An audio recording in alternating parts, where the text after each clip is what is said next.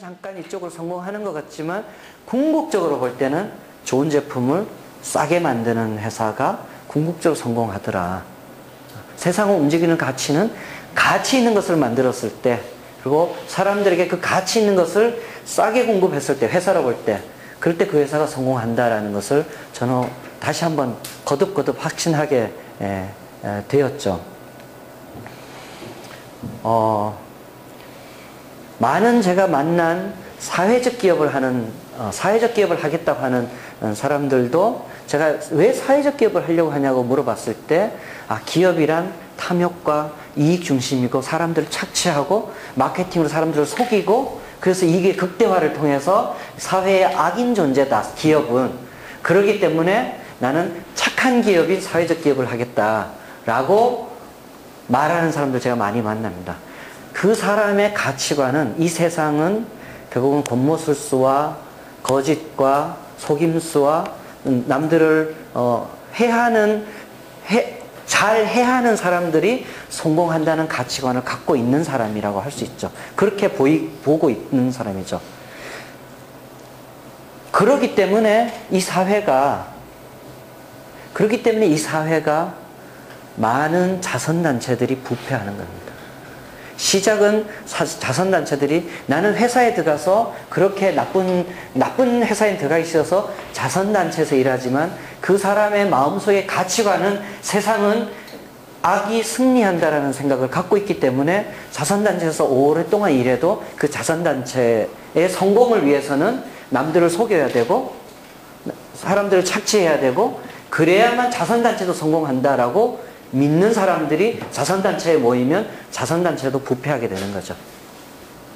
사실은 무슨 일을 하느냐, 기업에서 일하느냐, 자선단체에서 일하느냐, 사회적 기업에서 일하느냐와 상관없이 내가 이 세상이 어떻게 동작하느냐를 믿는 그 믿음이 자기가 일하는 그곳에서의 그 모양이 결정될 겁니다. 심지어 종교단체, 목사나 스님이 되더라도 그 세상이 이렇게 동작한다고 믿는 사람은 교회에서도 똑같이 행동하게 될 겁니다. 교회의 성공, 절의 성공을 위해서도 그렇게 행동하게 될 겁니다.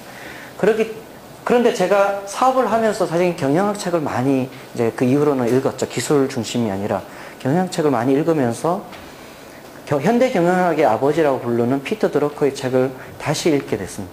피터 드러커의 책을 다시 읽으면서, 아니, 경영학의 원리가 이익의 극대화가 아니라 고객의 확보, 즉 내가 가치 있는 제품을 만들었을 때 그 제품을 가치 있게 여기는 고객들을 확보하는 것이 경영의 목적이다 라고 하는 얘기를 보면서 경영학이 원래 그걸 얘기하고 있구나 라는 걸 제가 알게 됐습니다. 여러분들이 혹시 창업을 하신다 하더라도 여러분들 마음속에 어떤 가치관을 갖고 출발하느냐에 대해서 여러분의 성공과 실패가 그 자리에서 갈라진다고 할 수 있습니다. 그런 점에서는 기업가 정신이 굉장히 성공에 있어서 중요한 요소다 라고 할 수 있겠습니다. 뒤에 조금 더 얘기하겠습니다. 저희 회사에, 제가 회사를 운영할 때 저희 회사의 금지어 중에 하나입니다. 열심히 하겠습니다. 저희 직원들이 저한테 열심히 하겠습니다 이러면 제가 이렇게 얘기해요. 열심히 하지 마. 누가 너보고 열심히 하라 그랬어. 열심히 하지 말래니까. 일찍 퇴근해. 출근 안 해도 돼. 제가 그렇게 얘기해요. 대신 목표만 달성해. 그렇게 얘기합니다. 사실은 이게 비슷한 얘기 같지만 굉장히 차이가 납니다. 우리가 어떨 때 열심히 했습니다, 혹은 열심히 하겠습니다 말을 어떨 때 써요? 어떨 때 열심히 했습니다를 써요? 잘 됐을 때. 예? 잘 됐을 때. 잘 됐을 때. 내가 목표를 150% 초과 달성했어요. 그랬을 때 와서 난 열심히 했습니다 이렇게 할까요? 목표를 150% 달성했습니다 이렇게 말할까요? 목표를 150% 달성했습니다 이렇게 얘기하겠죠. 사실은 목표를 달성하지 못했을 때, 목표는 못 달성했는데 열심히는 했습니다 이 말을 쓰는 거죠. 우리가 열심히 했다는 말은 결국 목표 달성을 못했을 때 쓰는 일종의 차선의 변명과 같습니다. 우리는 열심히 하는 사람을 나 스스로도 열심히 한 걸로 스스로 자위하지 말기 바랍니다. 최선을 다한 걸로 자위하지 말기 바랍니다. 적어도 창업가는 자기가 목표로 한 것을 완수해내는 것, 그리고 그 완수해낸 결과를 가지고 말하는 것. 그러니까 적어도 창업을 하는 사람들의 마음속에는 과정으로 자위하지 않고 결과로 말하는 것, 결과 중심적 사고를 가지고 창업을 하기를 권합니다. 개발자 없이 어떻게 창업할 수 있냐? 이건 뭐 이것도 할 수 있고 저것도 할 수 있다. 이것도 뭐 넘어가겠습니다. 남들이 따라오기 전에 승부를 내야 된다. 사업한 사람들의 초기 1, 2년 내에 망하는 90%의 이유가 이것 때문입니다.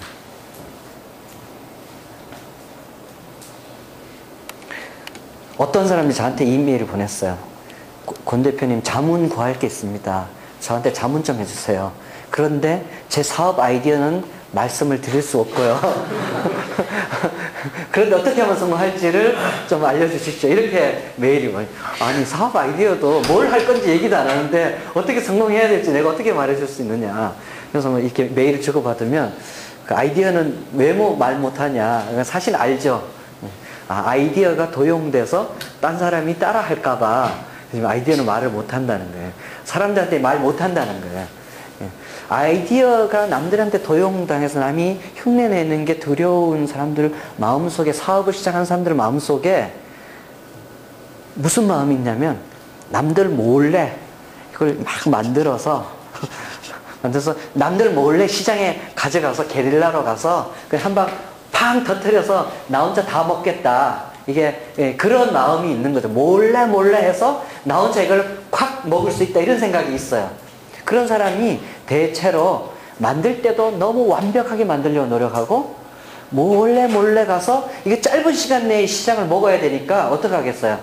공격적인 마케팅을 할 수밖에 없죠. 한 방에 뭔가 막 쏟아부어서 남들이 따라오기 전에 얼른 이걸 시장을 먹어서 내가 혼자 성공해야 되겠다. 이런 마음이 있는 거죠. 사업은 첫째로 절대 시간이 필요합니다. 내가 생각하는 게 2년 내에 내가 성공할 수 있다 하면 5년 걸립니다. 절대적인 시간이 있어요. 두 번째는 사업은 몰래 터뜨려서 혼자 다 먹을 수 있다. 세상이 그래 동작하면 얼마나 좋겠습니까? 절대로 그렇게 동작하지 않습니다. 경쟁이라는 과정을 거쳐서 그 경쟁이라는 과정을 이겨냈을 때 사업이 성공하는 거라고 할 수 있죠.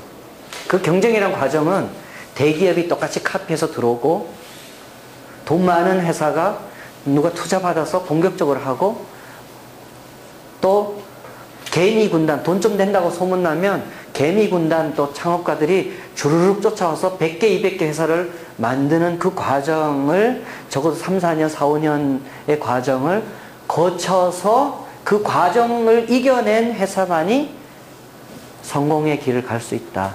경쟁을 피해 가겠다라고 마음먹고 경쟁을 피해서 난 성공하겠다라고 말한다면 그는 날로 먹으려는 도둑놈 심보다. 창업가들은 경쟁의 과정을 반드시 거쳐야 된다. 대기업들이 들어오는 것 반드시 거쳐야 된다. 절대적인 시간이 필요하다. 그렇기 때문에 절대로 자금이 일정량 있으면 얼른 몰래 만들어서 공격적으로 자금을 한꺼번에 다 쏟아붓지 말기 바랍니다. 어차피 시간은 걸릴 거다. 그렇기 때문에 아이디어는 별로 중요하지 않아요. 그런 점에서는 아이디어는 저는 공유제다라고 말합니다. 사람들이 저한테 가셔서 몰래 이건 권 대표님한테만 알려주는데 이건 세계 최초예요. 뭐 이런데 제가 듣고 난 뒤에 30분간 인터넷 서치해보면 외국에 벌써 똑같은 서비스가 5개, 6개 있어요. 이런 게 있네요. 알려드리면 그 다음에 하는 얘기가 우리는 달라요. 이렇게 아주 조금 달라요. 뭐 가장 무서운 경쟁자 얘기는 정부와 벤처 창업에 좀 더 지원해야 된다. 기자들은 이런 얘기 해도 돼요. 교수님들은 이런 얘기 해도 돼요. 창업가들은 이런 얘기하면 안 돼요. 창업가들은 정부가 심판이에요. 심판이기 때문에 창업가들이 이런 얘기하는 것은 심판 보고 야, 내가 패스했는데 왜 골 안 넣어줬냐. 혹은 왜 저쪽 편 골키퍼 왜 붙잡고 있지 않냐. 내가 골 좀 넣게. 이런 얘기하는 거하고 똑같아요.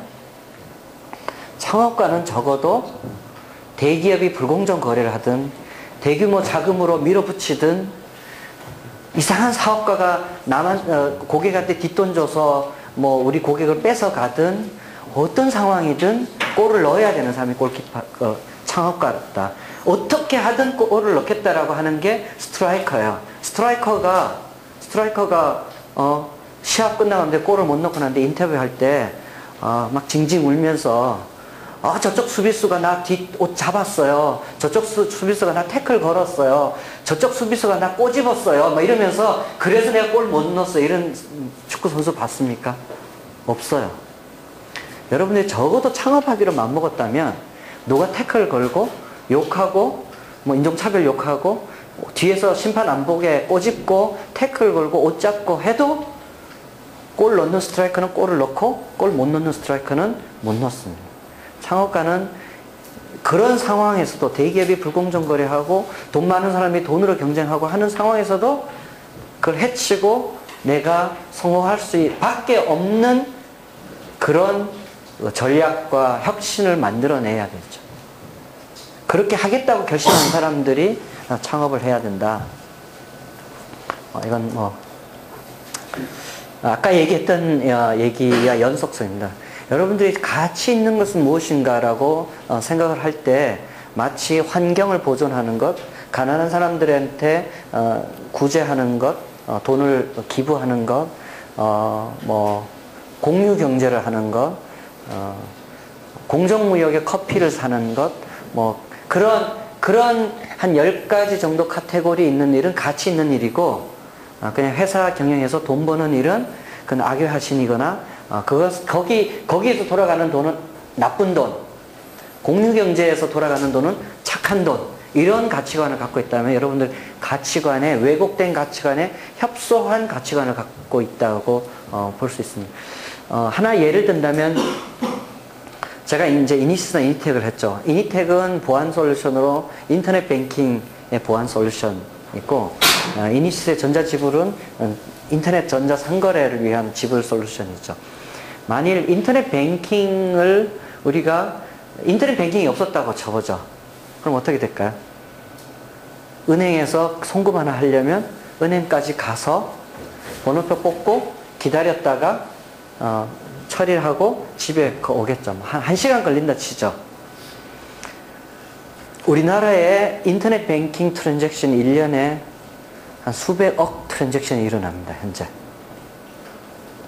만약 인터넷 뱅킹이 없었으면 우리나라 전 국민이 창구에 가서 계좌 이체나 송금을 했다라고 한다면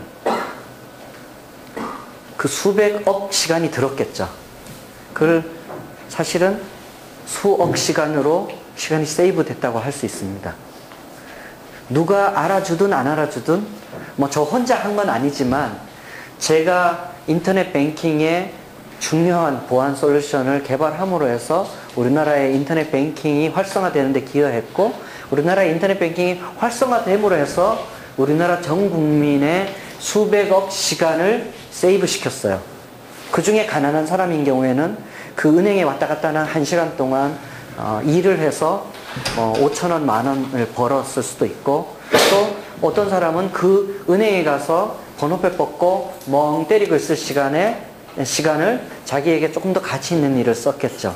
어쨌든 그 사람들이 무엇에 썼는지 모르지만 멍 때리는 시간, 왔다 갔다 하는 시간보다는 그 시간이 남을 경우에 더 가치 있는 일을 썼을 거라 생각해요. 남이 안 알아주지만, 누가 뭐 그런 걸 기사로 써주지 않지만 제 마음속에는 내가 인터넷 뱅킹을 활성화시킴으로 해서 우리나라 전 국민의 수백억 시간을 세이브시켜서 그들의 삶의 질을 높여줬다라고 하는 그런 자부심은 저 개인적으로 있어요. 그 1시간의 시간, 30분의 시간, 혹은 사람들의 그 불편한 사람들의 그 편리성, 사소한 편리성을 만들어주는 그것이 바로 가치 있는 것이에요.